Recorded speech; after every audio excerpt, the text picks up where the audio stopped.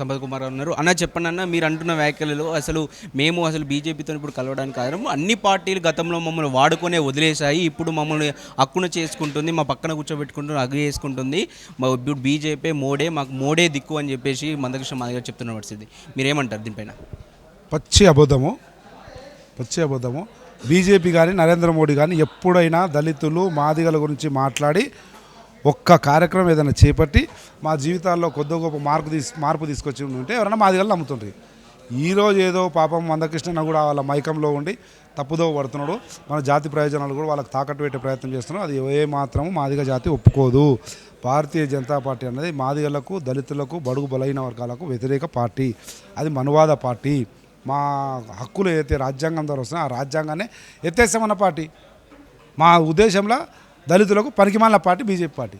అటువంటిది మేము ఎట్లా పోతాం? ఆయన ఏదో మైకంలో ఉన్నాడు పాపం, ఏదో అనుకుంటున్నాం. అది కూడా వీలైనంత త్వరలోనే మందకృష్ణ గారు అబ్బా తప్పు చేసినా కానీ పశ్చాత్తాపడి వెనక్కి వస్తారు. మాది మళ్ళీ పాటు ఇక్కడ వచ్చేది మళ్ళీ బీజేపీ ప్రభుత్వమే కాబట్టి మనకు ఫ్యూచర్ బీజేపీతోనే ఉంది కాబట్టి వాళ్ళతో పోతేనే మనకు మాదిగలకు న్యాయం జరుగుతుంది. మళ్ళీ ఒక వ్యాఖ్యలు చేయడం జరిగింది. మీరేమంటారు? ఈడ బీజేపీ ప్రభుత్వం లేదు, ఇక ముందు రాదు. ఎందుకంటే మనం ఆల్రెడీ ఉన్నాము సెంట్రల్లో. ఇంతకుముందు ఉండే 10 సంవత్సరాల మాదిగలకు కానీ, బీదోళ్ళకు కానీ, దళితులకు కానీ ఏవి చేయలేదు. అందుకే వాళ్ళ ఉసురు తగిలి ఈసారి గవర్నమెంట్ పోతుంది. రాహుల్ గాంధీ నాయకత్వంలో గవర్నమెంట్ వస్తుంది, మన మాదిగలకు రక్షణ కల్పిస్తుంది. గతంలో కాంగ్రెస్ పార్టీ ఉన్నప్పుడు ఓన్లీ కమిటీల వరకే పరిమితమైనటువంటి ఈ యొక్క వర్గీకరణ ఇప్పుడు సాధ్యం చేస్తుందా కాంగ్రెస్ పార్టీ?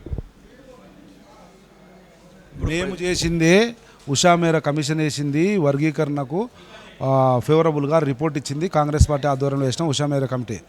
ఆ కమిటీ రిపోర్ట్ ఆడుంది. మేము అధికారంలోకి వస్తే 15 రోజుల లోపల ఆ కమిటీ రిపోర్ట్ తీసి క్యాబినెట్కు రాసి చేయొచ్చు.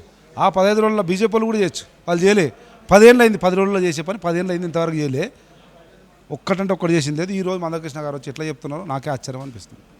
వచ్చే అసెంబ్లీలో దీన్ని కేంద్రానికి పంపించే అవకాశం ఉంటుంది ఎస్సీ వర్గీకరణ గురించి? అసెంబ్లీలో పంపించాల్సిన అవసరం లేదు, ఆడు ఉందండి రెడీగా. వీళ్ళు ఏదో ఐవాష్ అంటారు కదా, అట్లా కేసీఆర్ ఏదో డ్రామా కంపెనీ చేసిండు. ఇలా రిజల్యూషన్లు ఇదే మొత్తం అయిపోయినాయి. డేటా తీసుకుపోవాలి, ఈ నుంచి ఒక డెలిగేషన్ తీసుకుపోవాలి, కేంద్ర ప్రభుత్వం ఒత్తిడి తేవాలి. అది చేయలేకపోయిండు. కాంగ్రెస్ పార్టీ చేస్తుంది.